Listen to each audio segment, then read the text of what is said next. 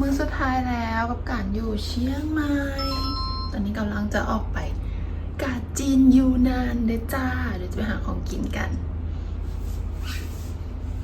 มื้อสุดท้ายแล้วก็เลยจะสคิปข้าวเช้านะบ่กินข้าวเช้าอยู่โรงแรมแล้วจะไปหาข้าวเช้ากินอยู่ที่กาดจีนยูนานจะไปกินตามรีวิวกันก่อนอื่นมดก็เอิ้น Grab วินไปเนาะประมาณ10กว่านาทีก็ฮอดแล้วบ่ไกลทุกคนฝั่งนี้จะแม่นแบบขายของกินสดขายผักมากมายแล้วก็ขนมเข้ามาทำอิฐก็สะดุดตาอยู่กับอันแป้งจี้อันนี้เลยรัดบ่แน่ใจว่าเอิ้นหยังกะคนต่อคิวกันท่าซื้อเนาะก็เลยว่าบ่พาวซื้อแล้วค่อยกลับมาใหม่เดี๋ยวเราจะไปเลาะเบิ่งมักไม้เบิ่งผักแล้วก็พวกเครื่องจีนเนาะจะซื้อเมื่อตอนหมู่อยู่ออฟฟิศแดแล้วก็ซื้อเมื่อไว้ใส่เองแดเห็นเสื้อนี้น่าฮักทุกคนถ้าอยู่ต่อหรือว่าได้ไปแม่กำปองนี่ต่ำแน่นอนแต่ผัดว่าเฮาสิกลับมื้อนี้แล้วก็เลยว่าโอเคไปหาของอยู่ของกินซะ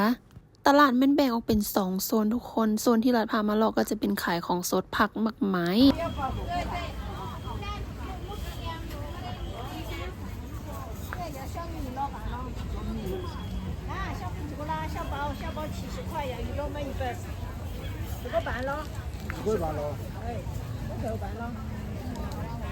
แล้วก็ที่รัดถ่ายมาให้เบิ่งเมื่อกี้นี่ก็คือแบบเพิ่นขายพวกเครื่องเทศจีนเครื่องปรุงจีนต่างๆเนาะเป็นแบบพวกเครื่องแห้งเครื่องปรุงของจีนนะแล้วก็ยังมีหมากไหมต่างๆนํทุกคนรัดก็เลาะๆไม้ตาไว้แล้วทุกคนเดี๋ยวตอนนี้จะกลับไปหานแป้งจีที่เป็นหานทำอิฐที่เฮาเข้ามาเนาะตอนนั้นรัดเห็นในรีวิวใน TikTok ก็เลยจะมาต่ำตามเพราะตอนนี้คิดว่าคิวน่าจะบางลงแล้วแหละก็เลยจะกลับไป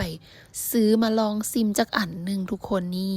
เดี๋ยวซื้อแล้วรัดจะไปซิมให้เบิ่งเนาะเป็นการกินครั้งแรกของรัดคือการบ่ฮู้ว่ารสชาติจะเป็นจังใดแต่ตอนนี้คือจะกลับไปซื้อเครื่องปรุงจีนเนาะเป็นหานที่หมายตาไว้อันนี้ก็ซื้อเรียบร้อยราคาก็แบบบ่แพงนะเป็นเครื่องเทศเครื่องปรุงต่างๆก็จะซื้อกับกรุงเทพนำหลังจากซื้อแล้วเราไปสะดุดตาอยู่หานข้าวโพดทอดทุกคนเป็นแบบสาลี่ทอดป่นกับแป้งแล้วก็มาทอดเป็นตากินแห้งอ่ะนี่คือแบบรัดก็เห็นใน TikTok นะก็ตาม TikTok มาคือกันเนาะแบบว่าหานก็อยู่ไกลๆติดๆกันย่างมาก็แม่นโลแต่ว่าหานนี่ก็คิวยาวคือกันเดี๋ยวเขาก็ต้องท่าคิวกันซะก่อนราคาก็บ่แพงนะน่ากินอีกอันนึง15 บาททุกคนเพิ่นก็จะใส่ใบตองห่อแบบนี้อันนี้ได้มาแล้วอันนี้เป็นคิวของรัดเนาะอันนี้เนาะซื้อมาลองซิมอันนึงหลังจากได้ข้าวโพดทอดมาแล้วเราจะย่างไปอีกฝั่งหนึ่งมันจะมี2ฝั่งเนาะฝั่งนั้นจะเป็นฝั่งให้นั่งกินอาหารเป็นหารอาหารพร้อมกินเลยทุกคนมีโต๊ะให้นั่งเดียวเราจะย่างข้ามฟากไปกัน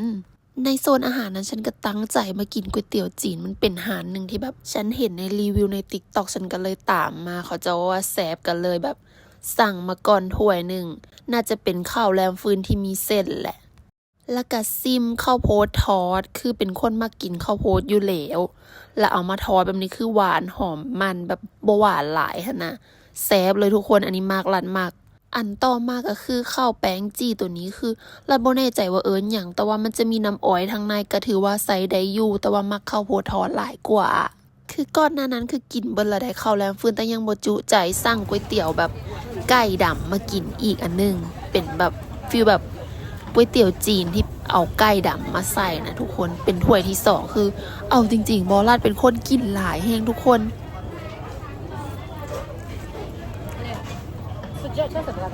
แต่ฟีลแบบฉันอยากตุยแต่มันบ่ตุยค่ะนะเป็นกรรมพันธุ์ได้แล้วก็เป็นกระเพาะได้ที่บอกอันนี้คือวาร์ปมาแล้วจะพาร์คน้ำก็จะบ่ทานอันนี้วาร์ปมาประตูท่าแพ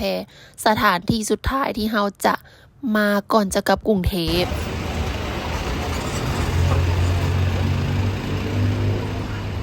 ก็จะเลาะถ่ายรูปกันจักเล็กน้อยตอนนี้คือนักท่องเที่ยวกะ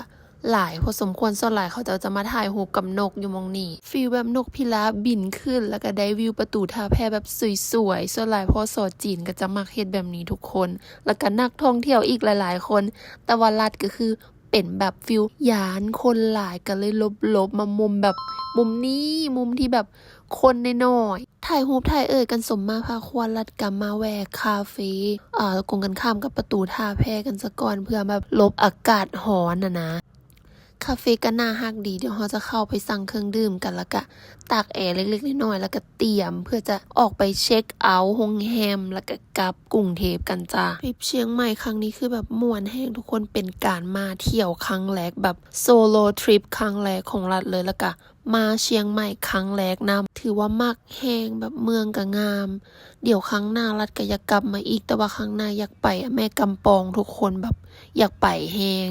บ่คิดว่าแบบการมาเที่ยวคนเดียวมันจะม่วนได้ขนาดนี้รู้สึกว่าเป็นอิสระและอยากไปใส่ก็ไปกับแบบฟีลแบบมาเที่ยวคนเดียวก็จะได้อีกฟีลนึงมาเที่ยวกับหมู่ก็จะเป็นอีกแบบนึงก็ม่วนคนละแบบอะนะตัดภาพมาตอนนี้ก็ถึงเวลากลับบ้านแล้วเช็คเอาท์แล้วเรียบร้อยแล้วก็ขี่รถไปสนามบินทุกคนคือทริปนี้คือแฮปปี้แฮงเดี๋ยวตอนนี้ก็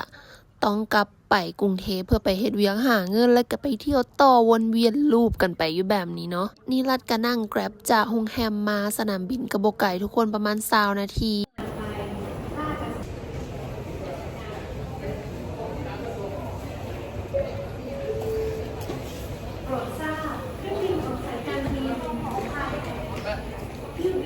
ลัดลืมแชร์ให้ทุกคนฟังอีกอันหนึ่งคือค่า Grab อยู่เชียงใหม่ถูกนะจ๊ะถือกว่าอยู่กรุงเทพส่วนหลายรัฐก็จะใช้เป็นแบบ Grab Win จะเป็นส่วนใหญ่คือยังบ่ได้ลองขี่รถแดงอยู่เชียงใหม่เลยเอาไว้หอมหน้าเดี๋ยวมาต่ำกันจ้า